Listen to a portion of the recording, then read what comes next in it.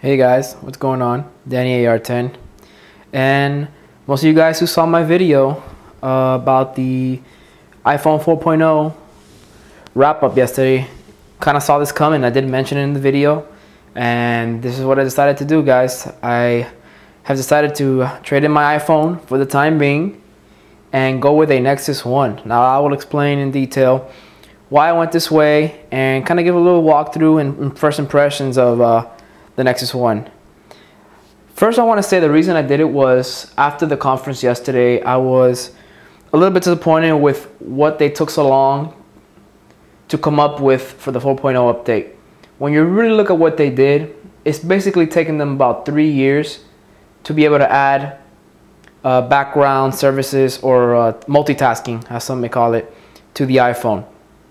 I think that was a real long time to finally get something like that implemented into the iPhone, and the way they have it still seems kind of clunky. The way they have it set up seems kind of cramped to have all those icons in the dock and still have to swipe amongst the open applications to get to what you want to get to.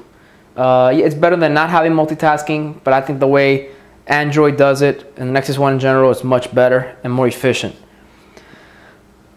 Also, the fact that this Nexus One is rooted, or the equivalent of a jailbroken iPhone, allows me to tether my 3G connection wirelessly or wired to laptop, desktop, or in my case, wireless to my iPad.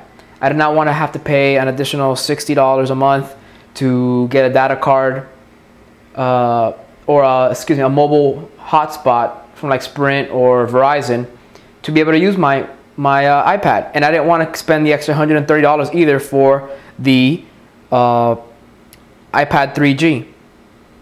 I don't see a point in it. I'm paying internet service. Oh, getting a call.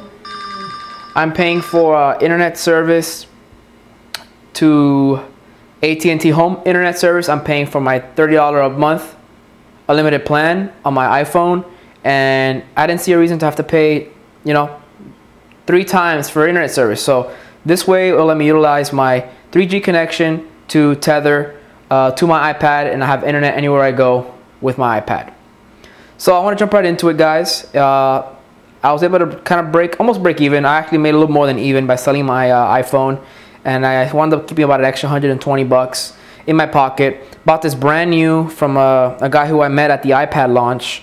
He actually ordered a replacement and decided to keep his original one and sell the one that he got brand new in box. So he routed it for me. I'm not going to go into the packaging. Comes with a pair of headphones. There's a little slip case with a little Android logo on it. And I want to just zoom in here and dive in to show you guys an example of some of the features and how it works.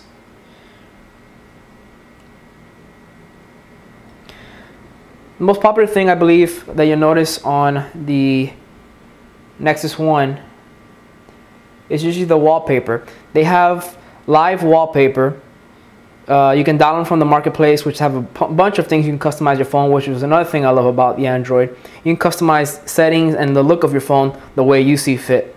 Now, I set it up with like a little galaxy rotating background. I'm gonna zoom out a bit here and pick it up and get a little closer to myself. The little galaxy logo kind of rotates around. You slide down to unlock. This is using a mod called the Census mod. It uses the new HTC Sense user interface, which is really nice. You can set your set your home screen however you like. You can hold, drag it down to remove it, or move it around to different pages. I like to keep it there. You click it, it'll take you straight to the weather app, where you can scroll through the different cities you may have available. At the bottom here is when you have your control options. You have 4 built-in buttons to go back, bring up the menu, go to the home, or search, as well as a little scroll bar that lets you scroll between the different applications and settings. So from here, you have the marketplace. SMS is what I have, my text messaging, Gmail, my internet browser, music, photos, camcorder, and camera. The camera is excellent. It's a 5 megapixel camera with tons of settings, tons of customization. Give you guys a little example of what you can do on this. Here's a little icon here. It does have focus, autofocus, a flash, LED flash, You pull this bar out here, and you can choose photo or video. Now you can change the brightness, the contrast, saturation, and sharpness, grayscale, polarized, posterized, anything you want to change. Widescreen, the resolution, 3 megapixels, the ISO, the quality of the photo. It's just almost a digital camera. Tons of settings you can play with. And the 5 megapixel camera really makes the pictures really pop. This phone threw me off now. On top of that, you also have the ability to set up to, I believe it's 6 home screens. The 6 home screens you can set up as you see fit. I have the second page set up with my probably most used apps aside from my main home apps. So I have Maps, Mobile Banking, Sportacular, AIM, Pandora, Facebook, eBay, Amazon, Shazam, Speed Test, and USA Today. That live background continues to rotate anywhere you have it. Then you can set up favorites for your calls. I have a Twitter. You can actually set up the apps themselves on a full home screen, so you don't have to click an icon to get to it. You just go straight to it, and it populates. You can retweet. I have a couple empty pages this way. It has a YouTube app as well, but I have YouTube set up as a home screen. So I scroll over to the left, tap the YouTube icon, it pulls up. You can go to your account down here in the settings, pull up your account.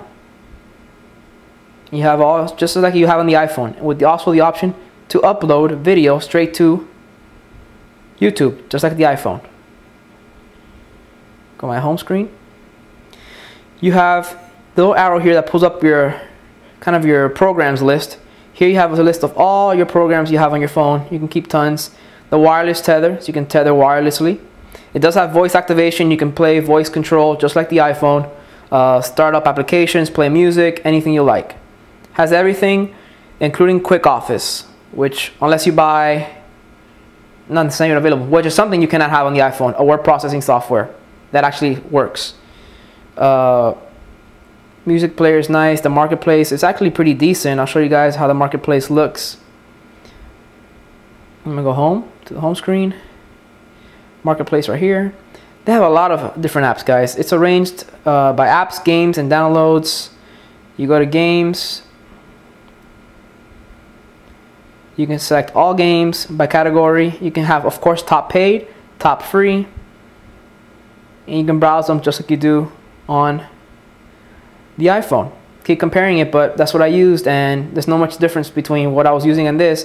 Just a better interface, a better done phone. Multitasking can be done in different ways. You can have them set up already on different pages and just kind of scroll through the apps as they're open, like I did on here. Or if you have multiple apps open, you press the home screen. It pulls up all the things you have open, all the home pages, and you just jump to whichever one you want to jump to. Takes you back to the home screen if you press home. YouTube, I have tons of pages, still haven't even been touched. The messaging app is pretty nice. I'm not going to go too much into detail about it. From here, you also can utilize your settings. You can change your scenes, which is basically like your themes. Wallpaper, you go here. You can go to live wallpapers and change your background. They have a couple cool ones. They have this one which is the Matrix one. Basically, pretty cool.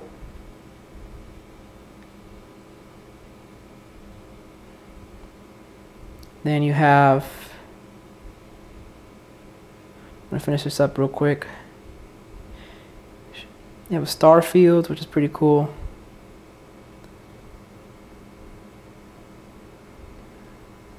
Pretty nice. I'm gonna stick to the one that I had. Oh, the official Nexus One one is this one. This one's pretty nice too. A lot of people rock this one.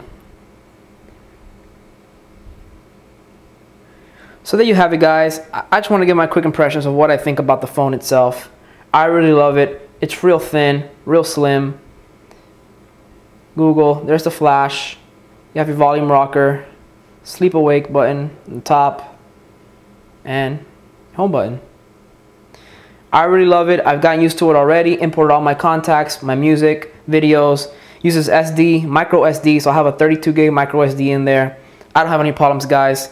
Please stick with me. I will be picking up the newest iPhone when it comes out. I haven't failed Apple. I haven't abandoned them. Still love their products, but this is the phone for me now. And I'll do some more reviews and updates on this as I go along. Thanks again, guys. Thanks for subscribing. Danny AR10 out.